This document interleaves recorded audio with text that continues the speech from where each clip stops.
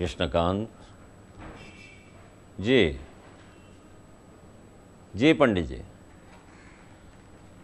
मैं बात करने की कोशिश करूंगा। हाँ, निश्चिंत रहिए। जी हाँ, जैसे हरि की इच्छा। प्रणाम।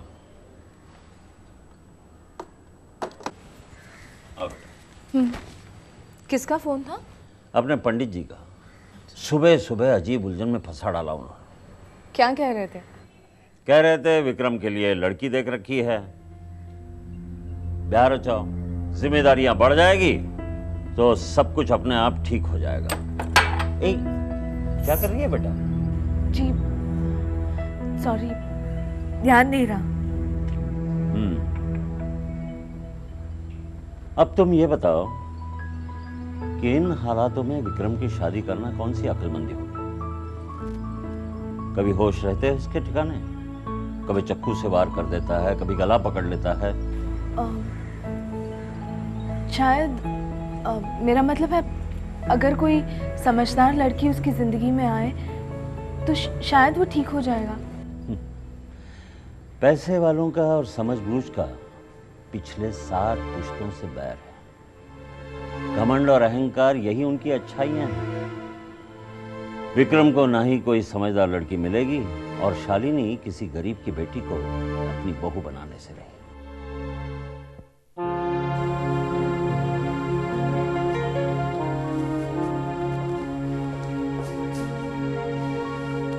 आरती का अपमान नहीं करते बेटे, प्रणाम करो और आशीर्वाद लो।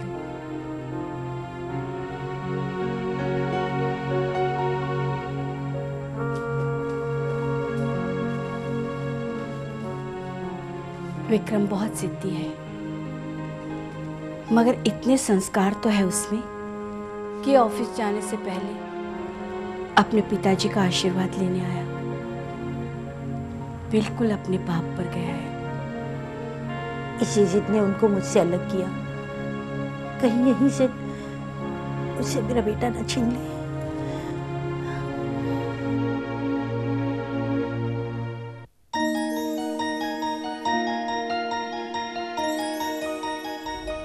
आपका मतलब है डैड, मम्मी जो एक बार गराज आई वो फिर आती नहीं, लगातार बार बार?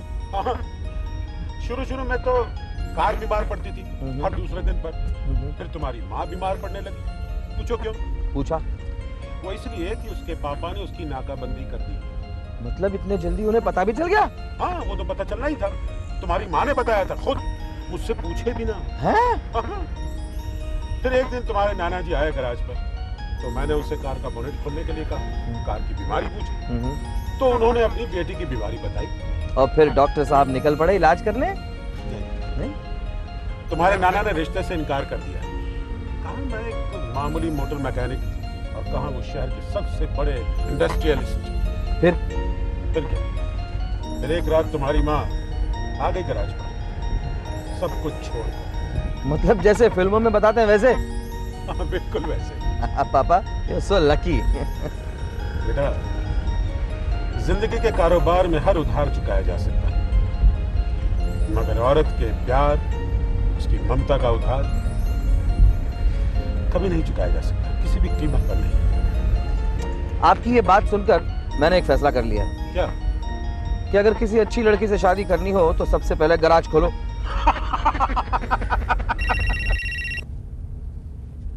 हाँ बोलो बोल। हाँ हेलो विक्रम, आज मैं ज़रा देर से आऊँगा। सब ठीक तो है? हाँ ऐसी कोई बात नहीं है, बस ज़रा घर की साफ सफाई करनी थी। कब तक ये सब कुछ करता रहेगा? चल तेरी बारात निकालते हैं। तू तो ऐसे बात कर रहा है जैसे कार का नया मॉडल निकाल रहा है। अच्छा सुन, मैंने गुप्ते को फ़ोन किया था, तो तुमसे मिलने ऑफिस आएगा। कह रहा था कोई ज़रूरी इन्फॉर्मेशन मिली है। मुझे नहीं पता कि इस इन्फॉर्मेशन में कितना दम है, लेकिन वर्कर्स के ग्रुप में चर्चा है कि यशवंत राव नाम का एक मैकेनिक गजेंद्र नाथ जी के हादसे के बाद में गायब है। यशवंत राव हमारे पार्किंग प्लेस में काम करता था, राइट? जी वही, वहां पे जो कारें खड़ी रहती हैं उनकी देखभाल करता था ये यशवंत राव। वो घर पे नहीं मिला। आइए अंकल। ये कॉन्ट्रैक्ट्स की फाइल। Thank you uncle. ये है कृष्णकांत जी, हमारी कंपनी के बहुत कुछ। और अंकल ये है गुप्ते साहब, सीआईडी इंस्पेक्टर हैं। नमस्कार।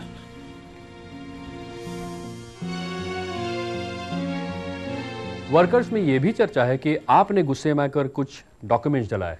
व्हाट? ये सब तुम्हारी जिद और लापरवाही का नतीजा है। मना किया था ना मैंने तुम्हें कि रात भर पढ़ाई मत करो मत करो मत करो, लेकिन मेरी बात सुनता ही कौन है? नाउ सफर। 2 हफ्ते बाद हमारे एग्जाम्स हैं और अपने आप को देखो, खड़े रहने की ताकत भी नहीं है तुम में। हाँ हाय, हाँ हाय। हाँ, कुछ बोलता तो मुंह बना देती जल्दी से। एनीवे सुनो, घर जाना चाहती हो? पढ़ाई करोगी? डैम इट, फेल हो जाओगी। अभी तो तुमने कहा ज्यादा पढ़ोगे तो बीमार पड़ जाओगे। हम ठीक है मैडम, आप एक काम करेंगी, आप अपने कमरे में जाएंगी, अपने किताबें और कपड़ों को पैक करने का कष्ट करेंगी। हाँ, जब तक मैं आपके घर पर आपके आगमन की सूचना देकर आता हूं। ओके जी, हंसने की जरूरत नहीं है, आप जाइए जी। ये तो बहुत ही खुशी की बात है, बहुत ही उम्दा खबर लेकर आई हो तुम। मैंने तो इसके बारे में कभी सोचा ही नहीं था। बल्लू प्लीज मजाक मत करो, मुझे ये सब ठीक नहीं लग रहा। अभी अभी तो विक्रम ऑफिस जाने लगा है। क्या ठीक नहीं लग रहा है तुम्हें? उसकी शादी है, उसका ऑफिस जाना। समझने की कोशिश करो बल्लू। अभी अभी तो टूटा हुआ विक्रम फिर से जुड़ रहा है। उसका विश्वास, उसका स्वाभिमान फिर से जाग उठा है। इस चिंगारी को और भड़कना है बलराज। शादी के बाद अगर वो कमजोर पड़ गया तो फिर से खड़ा नहीं हो पाएगा वो।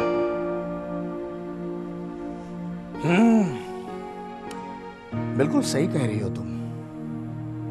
उसके लिए ऐसी लड़की ढूंढनी होगी जो उसे सहारा दे सके, उसका हौसला, उसका विश्वास दुगना कर सके। बल्लू, इस वक्त विक्रम की शादी इतनी जरूरी है? नहीं, इस वक्त तो हरगिज नहीं। आशु, विक्रम के लिए जो तड़प, उसे सहारा देने की जो तड़प तुम्हारे दिल में है, उसे मजबूत बनाने की जो ईर्ष्या तुम्हारे मन में है, शायद ही मुझ में भी होगी। बल्लू, मैं तो... आशु, तुम कौन हो, क्या चाहती हो, क्या सोच रही हो, ये मैं अच्छी तरह समझ सकता हूं। हमें और इंतजार करना है आशु। हम मजबूर हैं। हम बोल तो सकते हैं मगर हमारी सुनने वाला कोई भी नहीं है। I just hope ये इंतजार बहुत लंबा ना हो। हम लोग घड़ी की सुइयां तो नहीं है जो ये बात तय कर सके। यशवंतराव नाम के वर्कर के सारी डिटेल्स चाहिए मुझे। मतलब वो पहले कहाँ काम करता था, यहाँ कब उसने काम शुरू किया, उसके सारे certificates, papers. Is that clear? Mister Vikram, ये सारी इंक्वायरी अनऑफिशियल हो रही है। अगर मुझे ऊपर से पावर्स मिले तो मैं सबको लाइन में खड़ा कर दूंगा। मेरी कमिश्नर साहब से बात होने वाली है। वैसे गुप्ता साहब, उस इंस्पेक्टर के बारे में कोई जानकारी हुई? आपके पिताजी के मौत के वक्त इस एरिया का जो इंस्पेक्टर था वो और कंपनी का वकील दोनों गायब है। आप जरा आपके दिमाग पे जोर डाल के ये याद करने की कोशिश कीजिए उस मोटरसाइकिल वाले के बारे में। उसका हुलिया, मोटरसाइकिल का नंबर, कुछ भी। यही प्रॉब्लम मैं हर जगह फेस कर रहा हूं गुप्ता साहब। यहां हर कोई नकाब ओढ़े मेरे इर्द गिर्द घूम रहा है। कोई रिश्तों का, कोई वफादारी का। उसे कहो अपना दिल बहलाने के लिए कहीं और जाया करे। हमारे ऑफिस में आने की जरूरत नहीं है। देखिए, मैं मिनिस्टर साहब का पीए हूं, कोई क्राइम ब्रांच का कमिश्नर तो नहीं हूं। आप लोग कौन हैं, क्या कर सकते हैं, हम बखूबी जानते हैं। देखो विक्रम साहब कमजोर दिल के आदमी हैं, उम्र में भी कच्चे हैं। हम लोग उन्हें नहीं संभालेंगे तो कौन संभालेगा? ठीक है, मैं उसे ऑफिशियली रोकने की कोशिश करता हूँ। कोशिश मत करो, जो करना है कर डालो, ऑफिशियली अनऑफिशियली। ठीक है, अब आप चाहे वैसा ही होगा। क्या नाम बताया आपने उसका? आदित्य गुप्ते। अगर आपने वो डॉक्यूमेंट्स नहीं चलाए और फिर भी वो डॉक्यूमेंट्स फाइल से गायब है, तो मैं आपको यकीन दिलाता हूं कि मैं इस राज का पर्दाफाश करके ही रहूंगा, ऑफिशियली या अनऑफिशियली।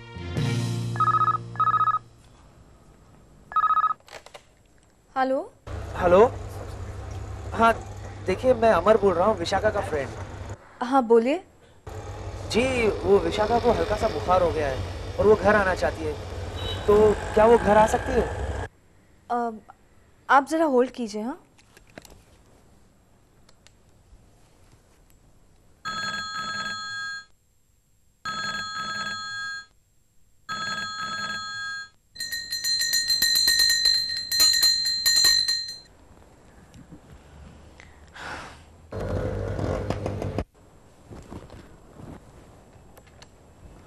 हेलो जी, क्या आप 10 मिनट बाद फ़ोन कर सकते हैं? विशाखा की माँ उनके कमरे में नहीं है, शायद बाहर गई हैं। ठीक है, मैं 10 मिनट बाद फ़ोन करता हूँ। ओके। शंकर मामा।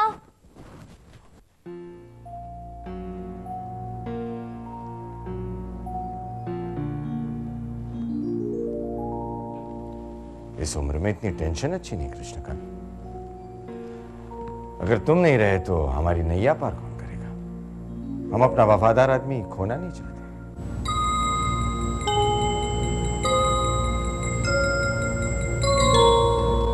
ये वक्त मजाक का नहीं है, आगे के दाव पे सोचने होंगे। इतनी जल्दबाजी अच्छी नहीं है कृष्णकांत।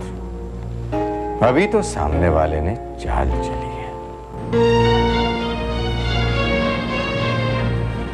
अब हमारी बारी है। पहले हम सोचेंगे, परखेंगे, फिर आगे कदम बढ़ाएंगे। तब तक सामने वाला मात दे जाएगा। जब फांसे वक्त और किस्मत के हाथों में हो, तब सावधानी बरतनी चाहिए। सावधानी तो उससे बरतनी चाहिए कृष्णकांत, जिसकी जान दांव पर लगी हुई हो।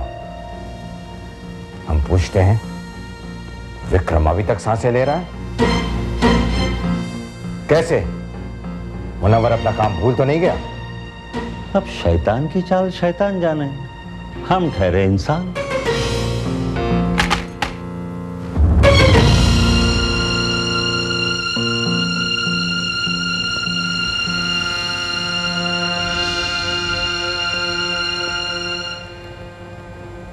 कौन था? नादान परिंदा। हाँ हाँ बेटे, तुम जरूर उसे यहाँ ले आना। यहाँ उसे आराम भी मिलेगा और पढ़ाई भी होगी। Hello, operator. I don't want any disturbance. No calls. Thank you.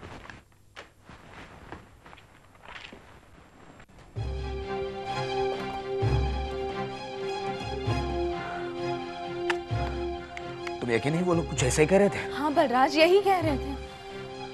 Hello operator, Vikram please. मैं बलराज। Oh shit. क्या हुआ? नहीं है? नहीं है। मोबाइल ट्राई वही तो कर रहा हूं। लग गया? एक मिनट। तुम जानती हो अगर ये सब झूठ साबित हुआ तो हमारी हालत क्या होगी? और अगर सच साबित हो गया तो? लग गया क्या? मोबाइल भी बंद है। ओह गॉड, अब क्या करें? ऑफिशियल सर्कस देखी है कभी? जी बचपन में देखी है। उसमें काम करने वाले जानवर जब बूढ़े हो जाते हैं या फिर इशारों पर काम करना छोड़ देते हैं, तो जानते हो उनके साथ क्या किया जाता है? मैं कुछ समझा नहीं। रास्ते पर छोड़ दिया जाता है या फिर गोली से मार दिया जाता है। जी? विक्रम ने अगर डेरा जमा दिया तो हम सबको सर्कस खोलनी पड़ेगी। उसकी नौबत नहीं आएगी। मैंने जो जाल उसके लिए बुना है, उससे उसका बचना बहुत ही मुश्किल है। मुझे डर सिर्फ एक ही बात का है, अगर उसने मेरे साथ आने से इनकार कर दिया तो मेरा सारा प्लान चौपट हो जाएगा। आप कुछ कहते क्यों नहीं? अब तुमने अगर कुछ सोच लिया है तो सब कुछ ठीक हो जाएगा। बाप अगर आपके जाल में फंस सकता है तो बेटा कैसे बच सकता है? आज कितने दिनों बाद उसने मुझे माँ का दर्जा दिया। झूठ ही सही, दूर से ही सही, लेकिन आशीर्वाद लेने के लिए उसने हाथ तो आगे बढ़ाया। मेरे दिल ने उसे ढेर सारी दुआएं दी। विशाखा आने पर सब ठीक हो जाएगा, सब हंसी खुशी वापस आ जाएंगे। लेकिन विशाखा ने भी कहीं मत सोचो ऐसी बातें। क्या नौबत आ गई है, एक माँ को अपने बच्चों से ममता की भीख मांगनी पड़ रही है।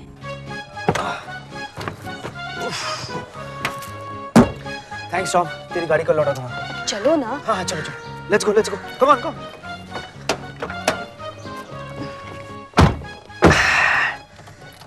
अरे कौन सा गाना सुनोगी? चलो ना। Okay okay, yes madam.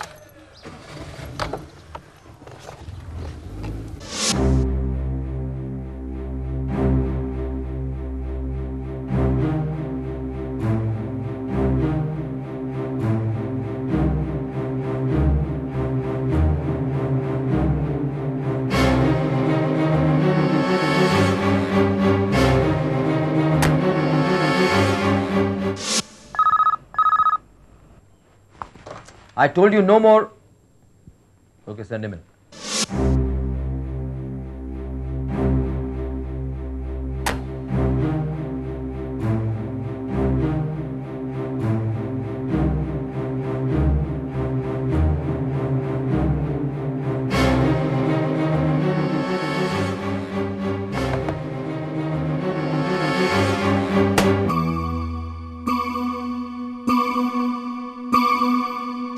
सलाम सेठ।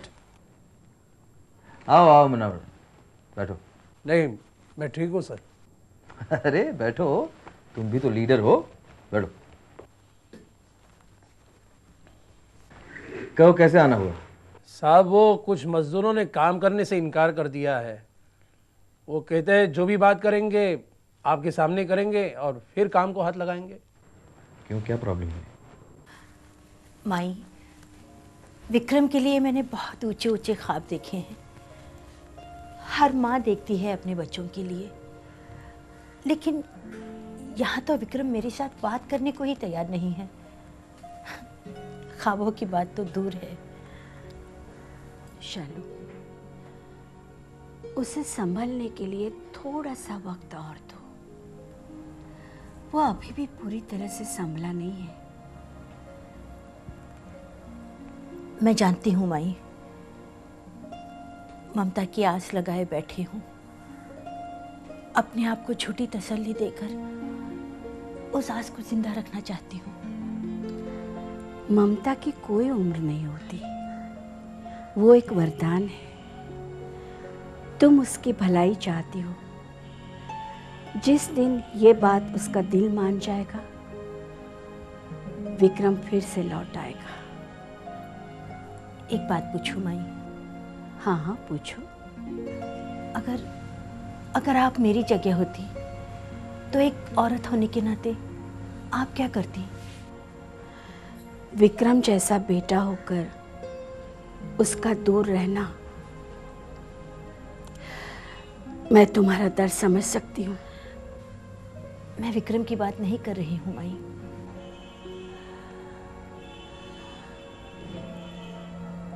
शालू, मैं कैसे कहूँ? कुछ फैसले बहुत ही अपने होते हैं। अपनी मजबूरी दूसरा समझे, ये उम्मीद रखना भी बेवकूफ़ी है। Why not? अगर मेरे मिलने से सब कुछ ठीक हो जाता है तो मुझे क्या एतराज हो सकता है। लेकिन जब तक मुझे पापा का वो आखिरी कॉन्ट्रैक्ट नहीं मिल जाता, वही जो मैनेजमेंट और यूनियन के बीच में हुआ था, हा? जब तक मुझे वो कॉन्ट्रैक्ट नहीं मिल जाता या फिर उसकी कोई कॉपी नहीं मिल जाती, तब तक मैं मजदूरों से कोई वादा नहीं कर सकता। हा? ठीक है सर। चले?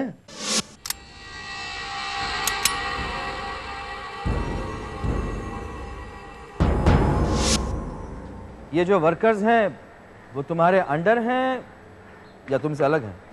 अब अलग क्या और अंडर क्या सर, यूनियन के लिए वर्कर्स के प्रॉब्लम्स तो सिर्फ प्रॉब्लम्स ही है ना सर। यशवंत राव नाम के किसी वर्कर को जानते हो तुम?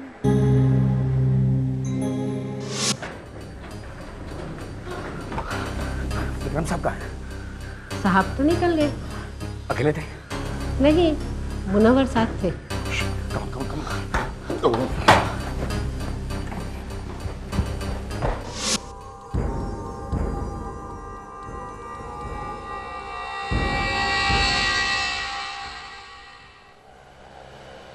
पुराना वर्कर था सर, यही गाड़ियों की देखभाल किया करता था।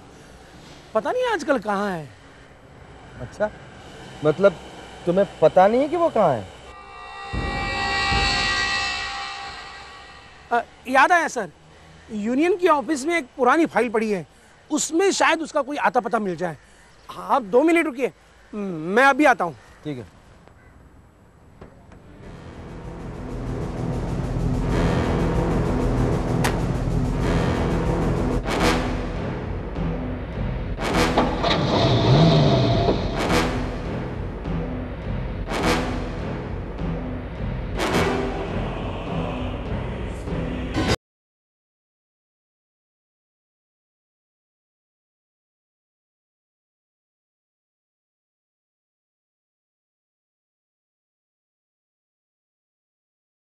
विक्रम!